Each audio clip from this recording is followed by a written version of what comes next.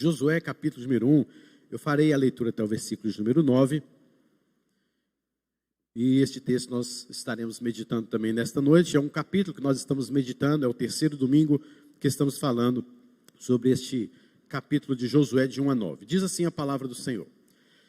Sucedeu depois da morte de Moisés, servo do Senhor, que este falou a Josué, filho de Num, servidor de Moisés, dizendo: Moisés, meu servo, é morto, dispõe-te agora, passa este Jordão, tu e todo este povo, à terra que eu dou aos filhos de Israel. Todo lugar que pisar a planta do vosso pé, vô-lo tenho dado, como eu prometi a Moisés. Desde o deserto e o Líbano, até o grande rio, o rio Eufrates, toda a terra dos heteus, até o mar grande, para o poente do sol, será o vosso limite. Ninguém te poderá resistir todos os dias da tua vida. Como fui com Moisés, assim serei contigo. Não te deixarei, nem te desampararei. Sê forte e corajoso, porque tu farás este povo herdar a terra que, sob juramento, prometi dar a seus pais.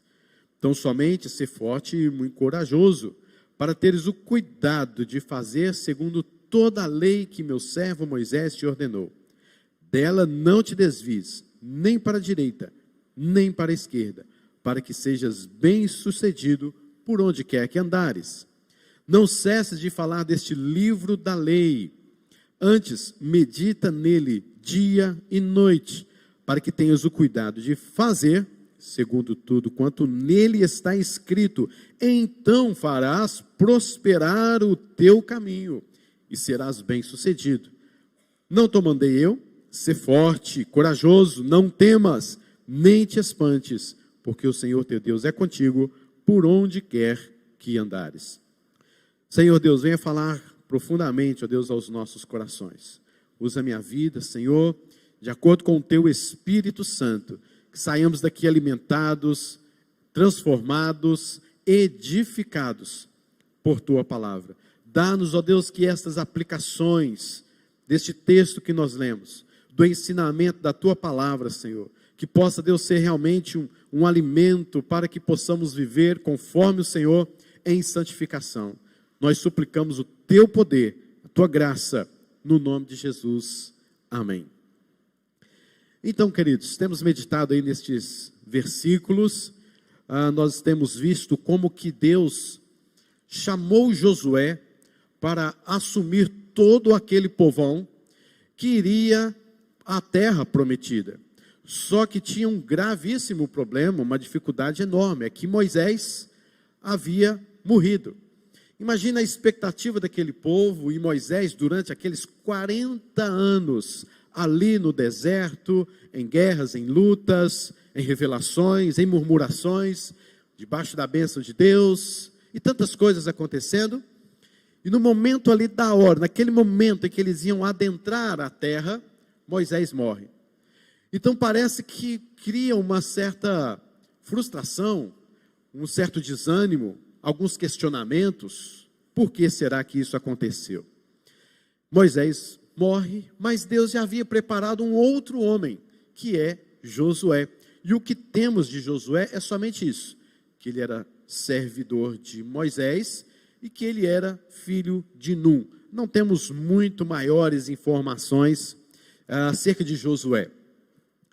E Josué se anima no Senhor por causa da palavra de Deus, por aquilo que Deus estava falando com ele.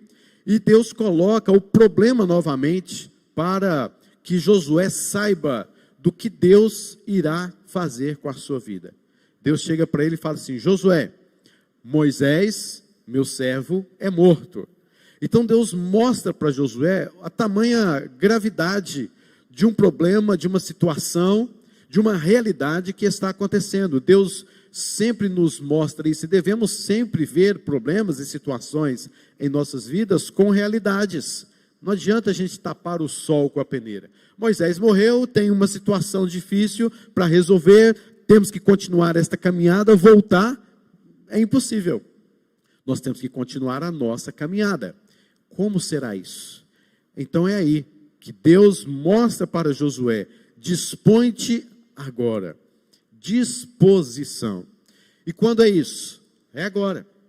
Nós somos pessoas que sempre deixamos as coisas boas, mesmo sabendo que são produtivas, deixamos sempre para depois.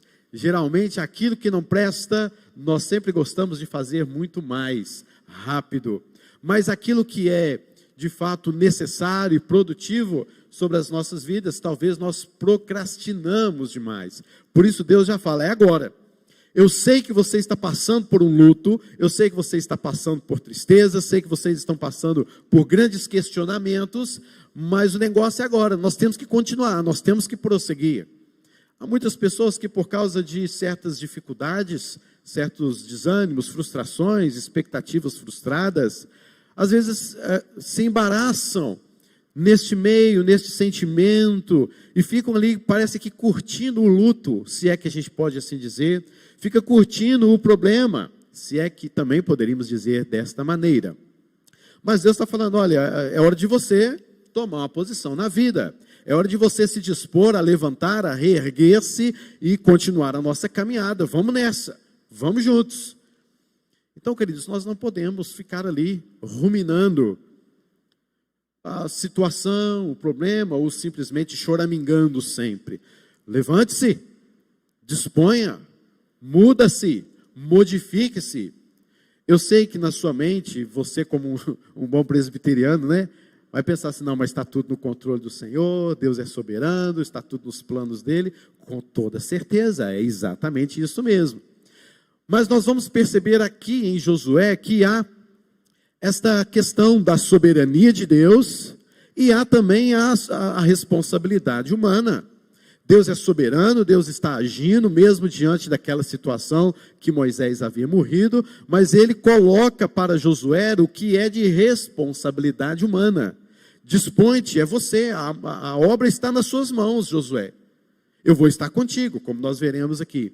Algumas coisas que você precisa aprender, algumas orientações necessárias que eu estou passando para você, mas você sabe e entende que enquanto eu sou soberano e sempre serei, há responsabilidades que você deve cumprir, fazer. Então, Josué, dispõe-te. E Josué, então, ouvindo mais o Senhor falando, Deus continua dizendo, passa este Jordão. Ô, gente, vocês já imaginaram esta cena? Tem um Jordão na frente. Dá para talvez ver Jericó, algumas coisas assim mais à frente.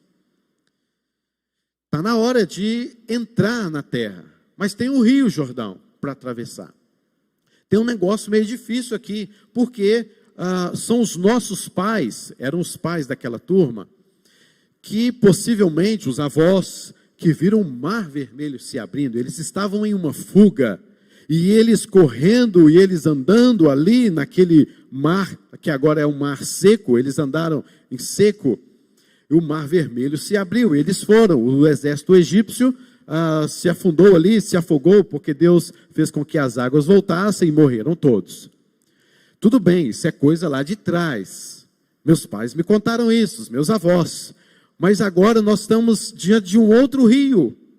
E como que nós vamos fazer? Será que Deus vai agir da mesma forma como agiu lá atrás? Então atravessa esse Jordão. Era uma barreira, era uma situação. E podemos ver, queridos, no livro de Josué que uma característica que muitos às vezes afirmam é que nós não estamos falando aqui que vamos entrar ou atravessar o Rio Jordão para a terra prometida, como se fosse então entrarmos no céu. Até porque no céu não há problemas, dificuldades, lutas, guerras, como nós vemos no livro de Josué. Então o que o texto está nos mostrando, o que o livro está nos mostrando, não é uma entrada na terra prometida, e nós poderíamos dizer o céu, mas aqui é uma terra onde podemos dizer que é o início da nossa vida cristã, que consecutivamente nos levará até a vida eterna. Mas por enquanto o livro de Josué trata da nossa vida cristã, é uma ilustração, uma metáfora, uma comparação com a nossa vida cristã que temos daqui por diante, não apenas como o céu. Mas então Deus está falando, você vai atravessar este Jordão. E atravessar o Jordão, queridos, diz muito respeito às nossas vidas, ao negar a nós mesmos, diz muito respeito à nossa conversão. Dissemos isso na semana passada. O que nós precisamos deixar? O que nós precisamos para atravessar o nosso Jordão? E não vai ser somente ele, obviamente, vai ser todo o povo. E esta terra, quem dá esta terra sou eu, Josué. Não é porque o povo pediu, não é porque o povo simplesmente estava lá no Egito e eu assim pensando em ver o que faço, resolvi dar uma terra para eles ficarem mais confortáveis. Não é isso. Eu estou dando uma terra porque eu prometi esta terra. E eles até hoje estão comigo, eu estou com eles e vai continuar desta maneira. Eu estarei com este povo. Esta terra é a terra que eu dou aos filhos de Israel. E no terceiro versículo nós vemos: todo lugar que pisar a planta do vosso pé. Vemos aqui, queridos, que é uma questão de realidades. Você vai pisar nessa terra. Você vai andar nessa terra. Você vai estar lá. Você pode tirar uma selfie nessa terra. Você pode tirar um retrato, uma foto ali nessa terra. Você vai, é uma realidade. Todo lugar que pisar a planta do vosso pé. Essa expressão é uma expressão que diz respeito a uma segurança das promessas. Ou seja, eu estou com vocês e há uma realidade que será cumprida. Vocês vão pisar nessa terra. Eu prometo isso.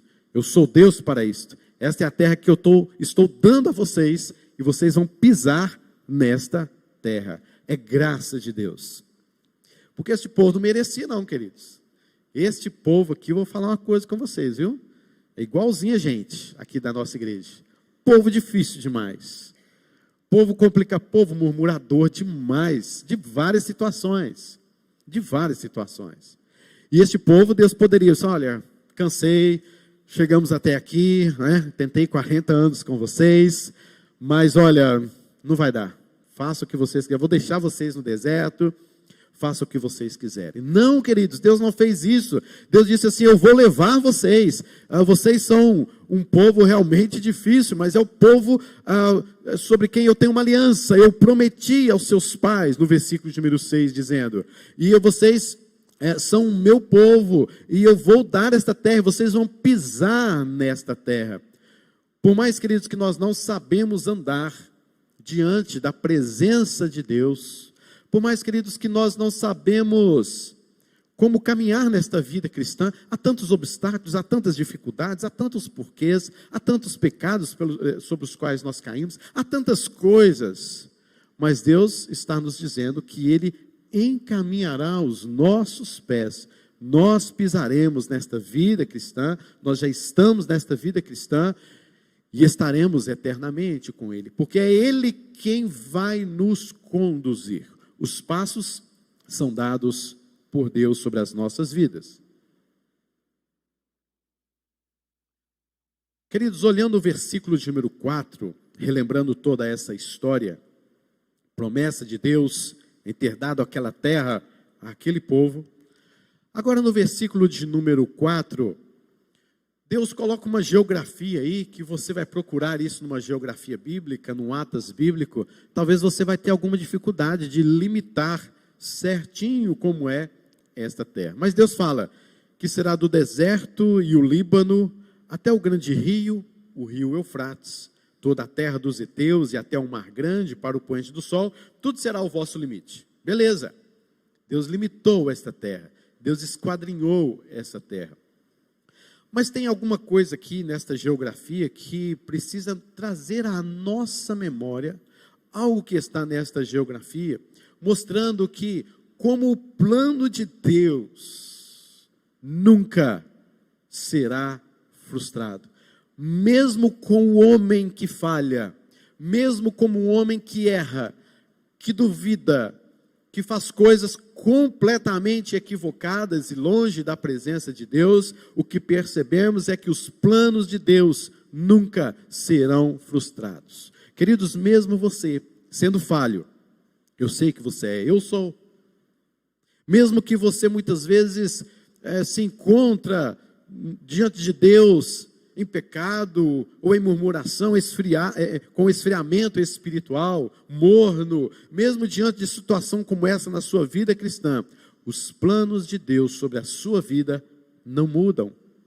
Deus continua sendo Deus. Deus não nos abandona, o que Ele poderia ter feito lá, mas Ele está sempre conosco, apesar de nós. Você erra, você se engana, você murmura, você critica, você peca, você faz coisas diante de Deus que Deus desagrada, mas ainda que isso aconteça, os planos de Deus sobre a sua vida nunca mudarão. Deus não tem o plano B.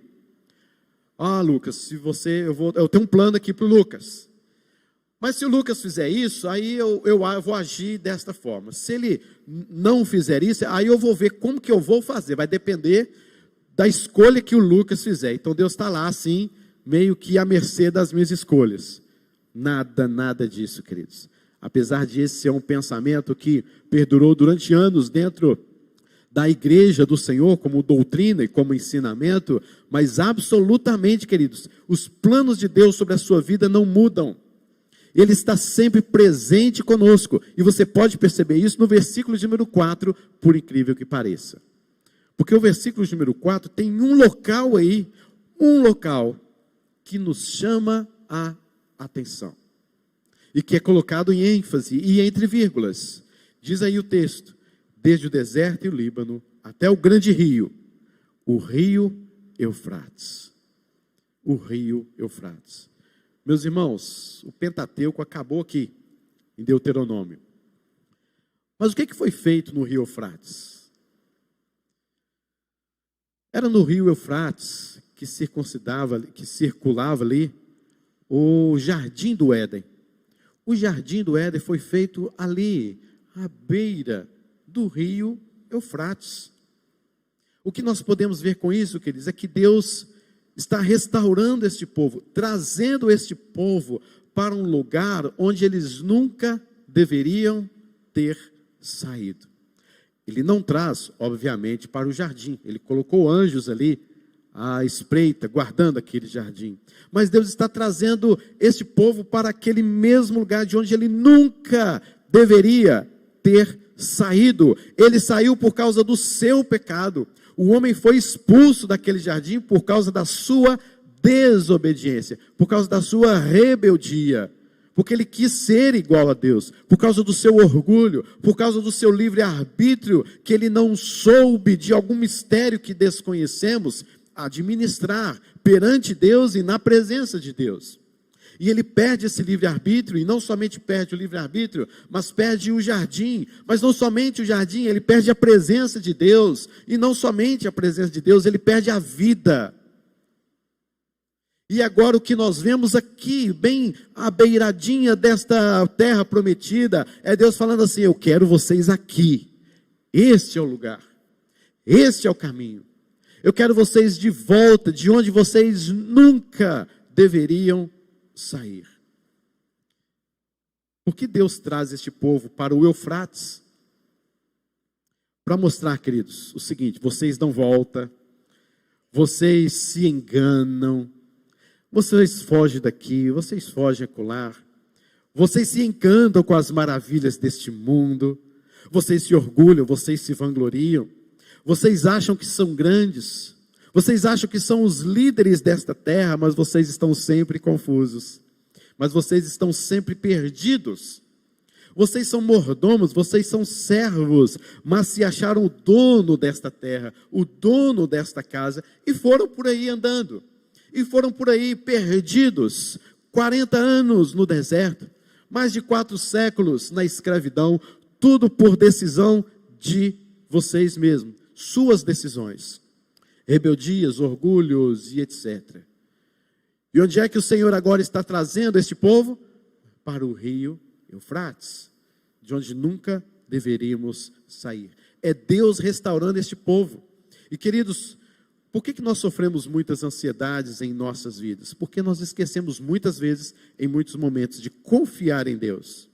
A gente costuma agir no tempo errado, e quando agimos no tempo certo, agimos de forma errada.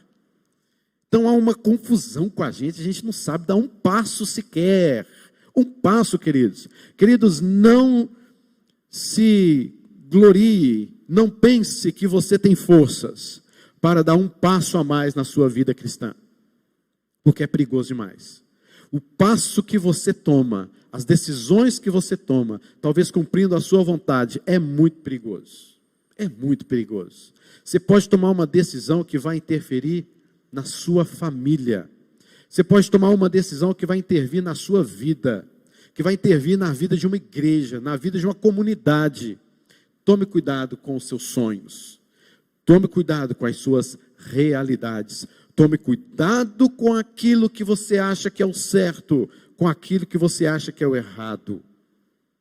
Tome cuidado com os seus princípios e valores, porque foram essas coisaiadas todas que levaram você a caminhar 40 anos no deserto, que levaram você a buscar comida no Egito, ficar por lá e se tornar escravo.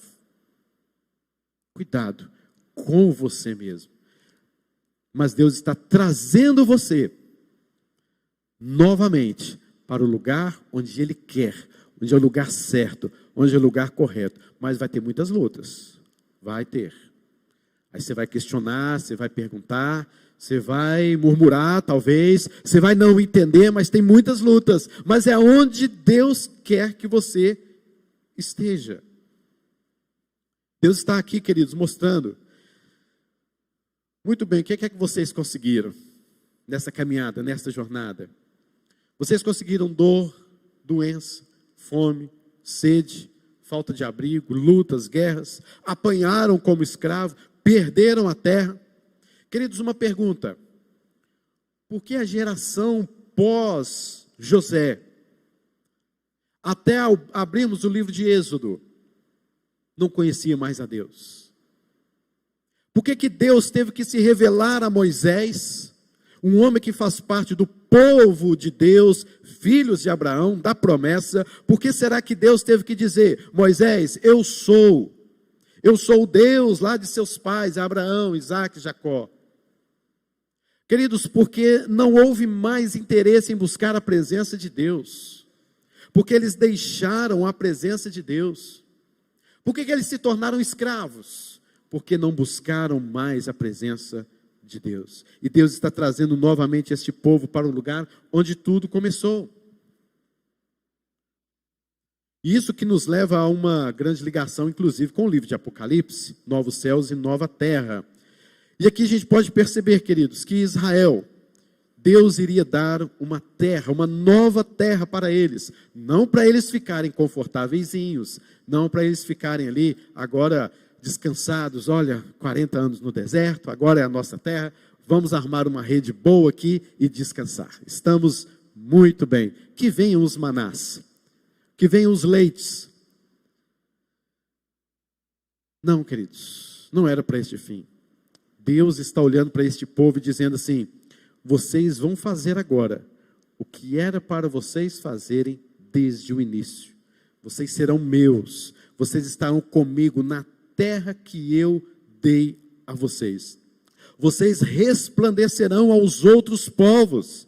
Nós fomos, queridos, chamados para sermos luz e sal da terra. E Jesus Cristo nos mostra isso em Mateus capítulo de número 5. E a todo instante, Deus, desde a sua promessa em Abraão, está nos mostrando exatamente esta descrição, de que nós somos filhos da promessa de Deus, não para simplesmente termos as riquezas desta terra, sermos confortáveis nesta terra, termos uma vida boa nesta terra, mas para sermos luzeiros, resplandecentes, a imagem e semelhança do próprio Deus. E em Cristo Jesus, nossa vida é transformada e nós somos feitos à imagem e semelhança de Deus desde a criação. Esta imagem foi quebrada, mas em Cristo Jesus essa imagem é restaurada para brilharmos, para resplandecermos sobre outros povos. Por isso Deus escolheu a Israel, não pelos méritos dele, jamais. Mérito, que mérito que esse povo tem, gente? Que mérito?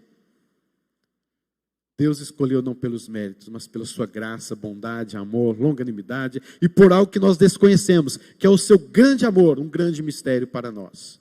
Por isso Deus escolheu Israel, e Israel deveria resplandecer entre os povos. Mas, meus irmãos,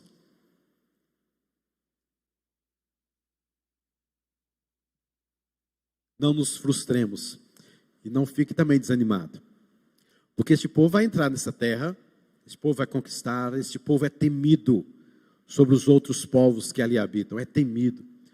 Teve lá uma junção de 5 reis, eles fizeram comissão e chamaram outros príncipes, prepararam os seus exércitos com medo desse povo em Josué.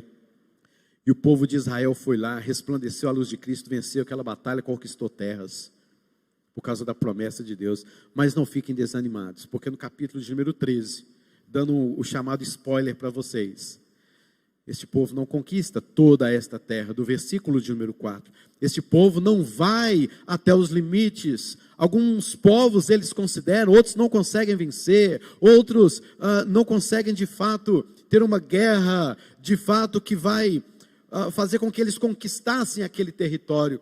Eles não conquistam todas as terras prometidas por Deus, mas não por causa de Deus, mas por causa deles. Orgulho deles, afastamento deles, vanglória deles, insensibilidade daquele povo, nesta caminhada, nesta luta, nestas guerras da vida deles. Na nossa vida cristã, queridos, nós não vencemos muitas guerras. Na nossa vida cristã nós temos perdas. É claro, é óbvio, que em Cristo Jesus nós somos vitoriosos, porque tudo coopera para o bem daqueles que amam a Deus. Mas, queridos, não se engane. Enquanto você estiver aqui nessa terra, nem tudo será vitória. Não se engane que nem sempre, aliás, nunca você estará no palco dizendo para aqueles outros: olha só quem eu sou e o que vocês eram, o que vocês falaram de mim, agora eu estou aqui. Isso nunca vai acontecer. Porque não é você. É Cristo que faz a obra, é Deus que faz a obra.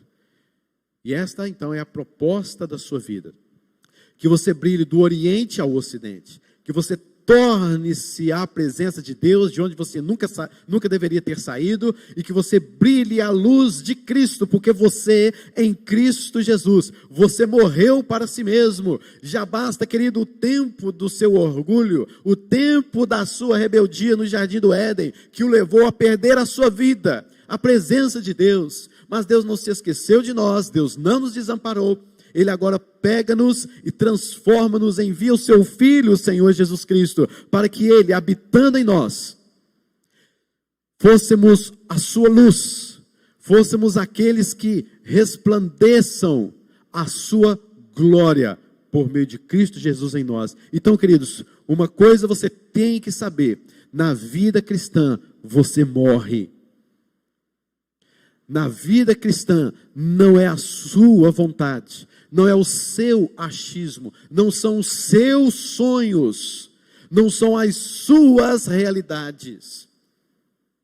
Quem comanda a sua família é Deus, quem comanda as suas finanças é Deus, quem comanda a sua saúde é Deus, quem comanda a igreja é Deus, quem faz você dar um passo na sua vida é Deus. Mas para isso é necessário você ouvir o que Deus tem para lhe dizer. Mas Ele faz isso. Ele tira você daquele lugar e coloca você dentro do Eufrates, ou próximo ao Eufrates, porque é ali que você tem que estar, na sua presença. Versículo número 5 nos diz ainda, queridos, que ninguém poderá resistir todos os dias da tua vida, como fui com Moisés, assim serei contigo, e não te deixarei, nem te desampararei. Não é porque Josué fosse melhor. A vida dele é importante, é interessante. É um homem que, ao ser chamado por Deus para atravessar o Jordão com todo aquele povo, percebe que ele não murmura, como Moisés murmurou. Ele não dá justificativas, como Moisés deu. Ele simplesmente se dispõe. Você não ouve aqui Josué falando absolutamente nada no capítulo de número 1, diante de tão grande desafio. Mas você vai ver no versículo de número 10, dizendo que deu ordem Josué. Josué deu ordem, ele obedeceu, ele não procrastinou, ele não voltou atrás, ele não murmurou, mas você já o vê trabalhando, porque Josué sabia que como Deus agiu durante todo aquele tempo no deserto, e agora ele ouve a voz de Deus falando, eu estarei contigo, então ele vai, pronto, ele vai, simplesmente vai, obedece. É difícil? Aos meus olhos, impossível atravessar esse povo no Rio Jordão, mas Josué vai, porque ele obedece, mas não por causa dos seus méritos, não porque ele era uma pessoa, não é por causa de Josué, é Deus que tinha um plano, e Deus usa e capacita quem Ele quer, do jeito que Ele quiser, porque Ele é soberano, mas Ele molda o caráter de pessoas, para que essas pessoas se tornem responsáveis diante da sua soberania. Quando Josué morre, lá no final do seu livro, começa o livro de Juízes. Este livro de Juízes é terrível. Este livro de Juízes é um livro de terror. É um livro horrível. Sendo palavra de Deus, é claro, tem toda uma revelação ali dos planos de Deus, mas o livrinho que é, assim, gente, só sangue, só desespero, só calúnias, só murmurações. Este mesmo povo que é chamado à presença de Deus para o Eufrates, este mesmo povo agora, depois que Josué morre, este povo começa a mesma coisa, abandonando a Deus, insensíveis quanto à presença de Deus. No decorrer da nossa vida, queridos, nós achamos que Deus nos desampara. Você já teve essa sensação? Já teve? De você orar e parece que Deus não atende, e você sente assim, meu Deus, cadê o Senhor? Cadê o Senhor que não age? Eu não estou vendo. A mão do Senhor, tem misericórdia, Senhor. Vocês já passaram por isso, não já? Porque eu já, né? Eu creio que alguns aqui, se não todos, pelo menos alguns. É difícil, queridos. Mas, meus irmãos, Deus nos dá segurança. E é isso que vem falando, versículo de número 5, desta segurança que nós temos diante das promessas de Deus. Ninguém há de te resistir. Eu fui com Moisés, serei contigo, eu não vou te deixar, nem vou te desamparar. Interessante nós percebemos que Deus sempre disse isso.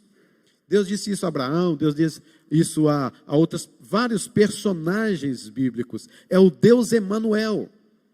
É o Deus conosco. Jesus é o Deus conosco. Ele foi chamado de Deus Emanuel. Mas quantas vezes nós duvidamos da presença de Deus, da intervenção de Deus em nossas vidas? Seja responsável. Seja também forte. O versículo de número 6 fala, "Sê forte e corajoso, porque tu farás este povo herdar a terra, que sob juramento prometi dar a seus pais." Daqui para frente, Josué precisava ser forte. Daqui para frente, Josué precisava de ter uma disposição tal que ele deveria atravessar, fazer este povo atravessar aquele Jordão. Mas o que é ser forte aqui? Há duas palavras no original dizendo sobre forte. O que é ser forte?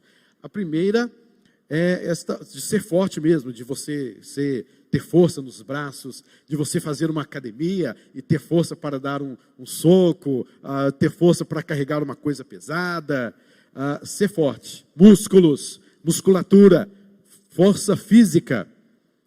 E a outra palavra para forte é aquela coisa assim de que você tem uma certa influência pesada sobre as pessoas, mesmo sendo um raquítico, mas você tem boas palavras, você tem uma personalidade forte, que convence as pessoas a fazerem aquilo que precisa ser feito, e você dá ordens, e as pessoas simplesmente obedecem, porque você tem força, você é forte. Adivinha qual palavra que é usada aqui para Josué? Não é a segunda, é a primeira opção. Força física. Deus está falando assim, você tem que ser forte, vai para a academia, Josué. Tem muita coisa que você precisa aprender. Tem muita coisa que você precisa amadurecer. Daqui para frente você tem que ser forte. Você não vem tentando até aqui ser forte, queridos. Você não tenta ser forte, você não tenta ser corajoso, você tenta levar a sua vida cristã de forma que você tem que mostrar coragem, você tem que mostrar que é forte. Há muitas pessoas que já disseram isso para mim, diante de certos problemas e situações. Seja forte. Ou então dizer assim, você é forte. Não, queridos. Eu nem sei o que é ser forte, eu não consigo. Se você consegue, me ensina depois. Porque tem muitas situações na minha vida que eu não sei como, onde, de que forma buscar forças. Eu não sei. Ah, mas pastor, ele tem que buscar força em Deus. É isso mesmo que eu estou falando, eu não sei buscar forças em Deus, eu não sei mais o que eu faço. Porque às vezes eu oro, eu leio a Bíblia, Deus não fala, eu oro, Deus não, parece que não ouve.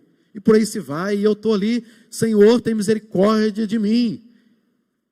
Mas quando Deus fala, ser forte, é uma experiência viva com Ele, é uma experiência de intimidade com Ele. E nós podemos, queridos, estar sempre caminhando com Deus, e nesta caminhada é que Deus vai te fortalecendo.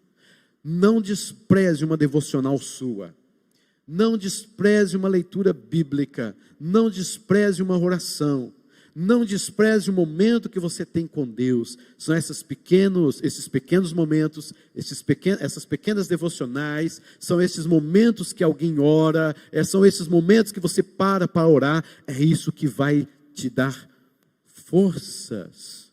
Por isso você não pode deixar de buscar a Deus, meditar na sua palavra, de estar numa escola bíblica dominical, de estar num culto ao Senhor. Não pode, porque é nisso aí que está a sua força, e você vai precisar disso em algum momento, como nunca. Você vai precisar desta força. E é por isso que Deus está falando com Josué, ser forte. Mas agora, como então, Deus, ser forte? Aí vem explicando ainda mais. No versículo de número 7. Então somente ser forte e muito corajoso, para teres o cuidado de fazer segundo toda a lei que meu servo Moisés te ordenou. Dela não te desvie nem para a direita, nem para a esquerda, para que sejas bem-sucedido por onde quer que andares. Queridos, esta força é a força realizadora da vontade de Deus na vida de Josué. Esta força é a força realizadora da vontade de Deus sobre a sua vida. Deus é soberano e você é responsável. E você deve buscar a Deus forças aonde? Na sua palavra. Para que você entenda a vontade de Deus. Por exemplo, queridos, um exemplo simples que a gente pode passar para os irmãos. Eu preciso ir lá e fazer tal coisa. Mas não quero. Deixa para lá. Vai demorar, é chato. Quem sabe alguém faz em meu lugar? Quem sabe a coisa não se faça sozinha? Não, queridos, a coisa não vai fazer sozinha. E Deus me livre se fizer sozinha. Você já viu que não faz. Você já viu que tem alguém que tem que fazer. E esta responsabilidade é sua. Você precisa ir lá e fazer. É isso que Deus quer na sua vida. Porque nós, às vezes, esperamos sempre pelo outro, às vezes esperamos circunstâncias, às vezes esperamos melhoras, às vezes esperamos tal coisa ou tal coisa, para alguma coisa a gente fazer. Não, queridos, vai lá e faça. Não procrastine, não pense que a responsabilidade é do outro, não pense que é o outro que tem que fazer, vai lá e faz. Esta é a responsabilidade, não é dizer, Deus é soberano, estou aguardando aquilo que Ele quer fazer, porque Ele é soberano. Não, queridos, vai lá e faz. E por isso Deus dá esta orientação, serás bem-sucedido. Bem-sucedido aqui, queridos, é exatamente como um homem que construiu uma ponte, e ela não caiu. Um homem que construiu uma casa, um prédio, e ele não desmoronou, foi bem sucedido, teve sucesso, há descanso, há segurança. Você só terá segurança quando você ouvir a palavra de Deus. E você precisa ouvir a palavra de Deus todos os dias na sua vida. Como conseguir forças? Versículo número 8. Não cessando de falar deste livro da lei, mas meditando nela. Há uma diferença que nós temos como meditação na palavra de Deus, que não é costume da nossa cultura, fazer meditações. Eu não estou falando daquela meditação zen, né? Você chega ali e faz aquelas coisas, yoga, etc. Não é essa coisa toda, não.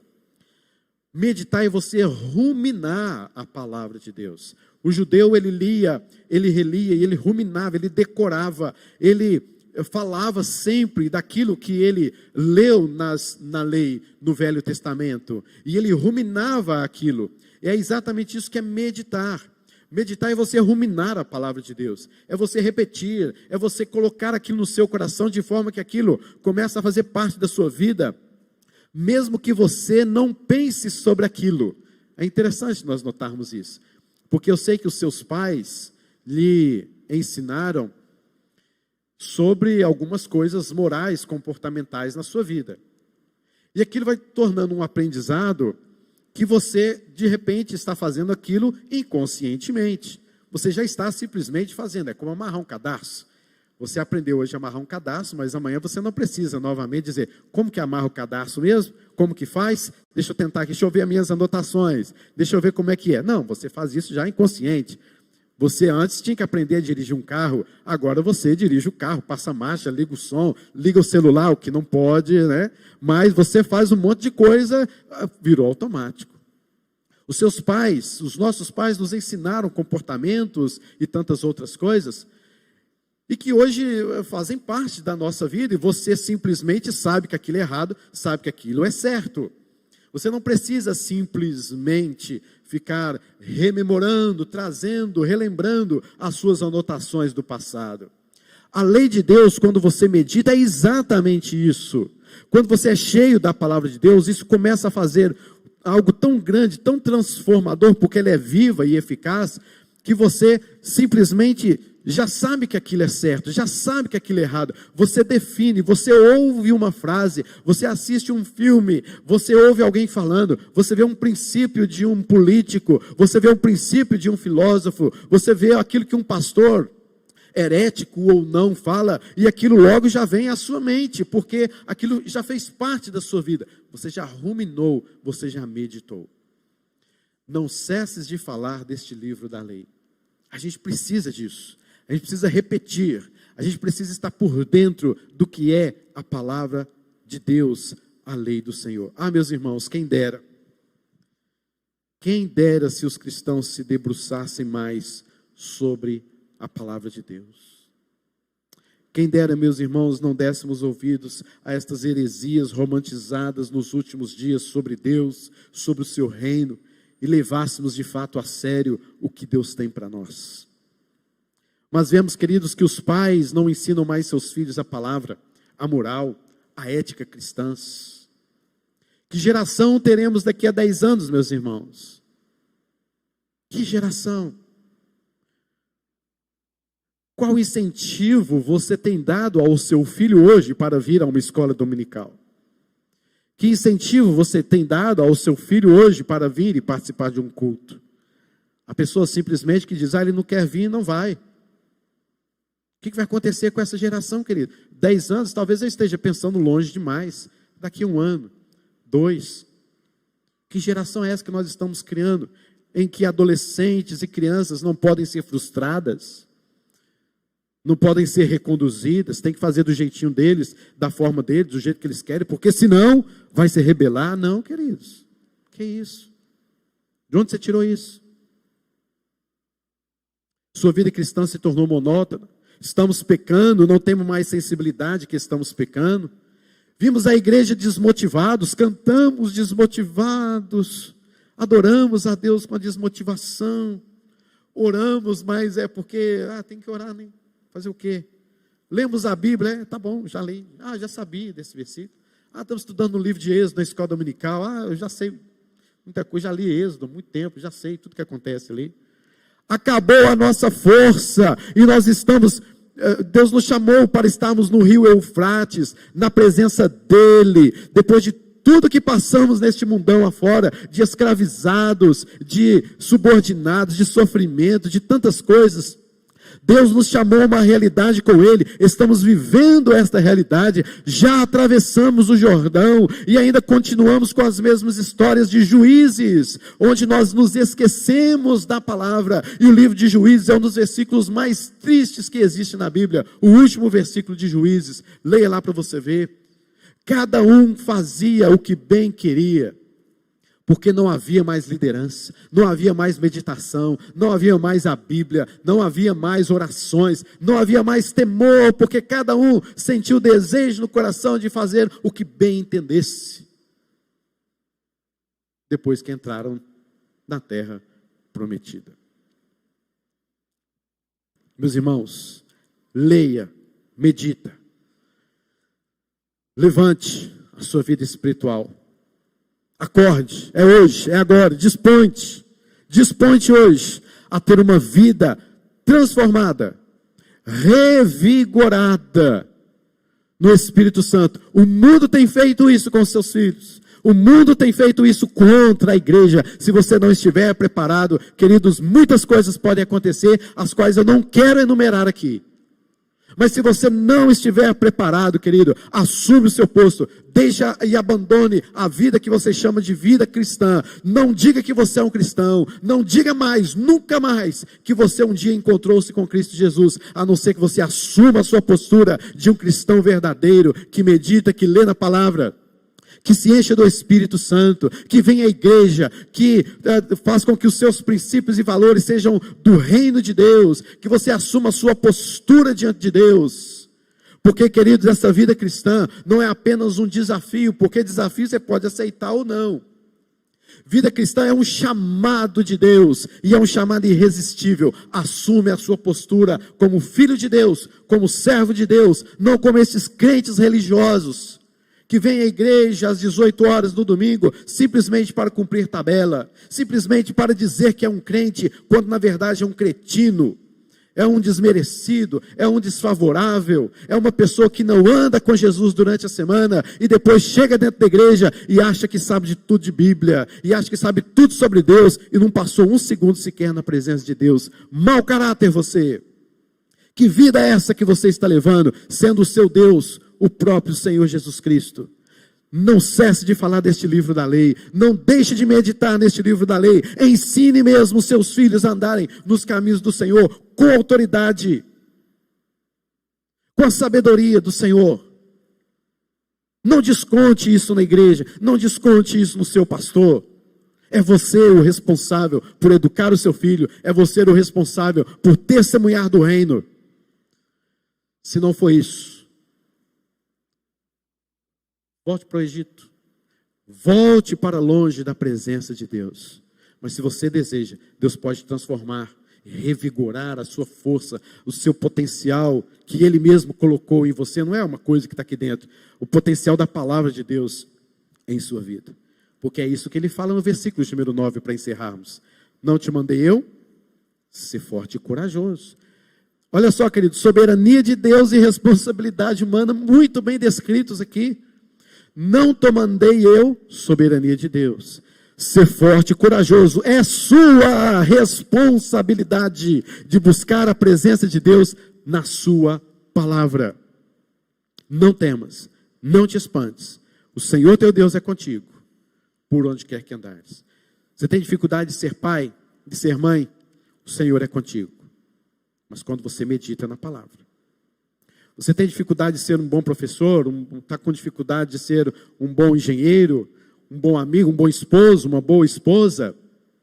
O Senhor é contigo por onde quer que você andar, mas revigore-se na palavra. Vai ver na Bíblia o que é ser uma boa esposa, o que é ser um bom esposo. Vai ler na Bíblia o que é ser bom filho. Vai ler na Bíblia o que é ser um bom profissional como testemunha do Senhor. Queridos, que Deus tenha misericórdia de nós. Nós precisamos muito da misericórdia de Deus, mas muito mesmo, da misericórdia, da graça, do poder de Deus sobre as nossas vidas. Porque eu vou te falar, nós não temos muita diferença desse povo, não. Nós precisamos saber que nós estamos na terra prometida, porque Deus nos chamou em Cristo Jesus, para estarmos no Eufrates, na presença dEle, com Ele. Mas do jeito que está, só misericórdia. Que Deus revigore as nossas forças em nome de Jesus.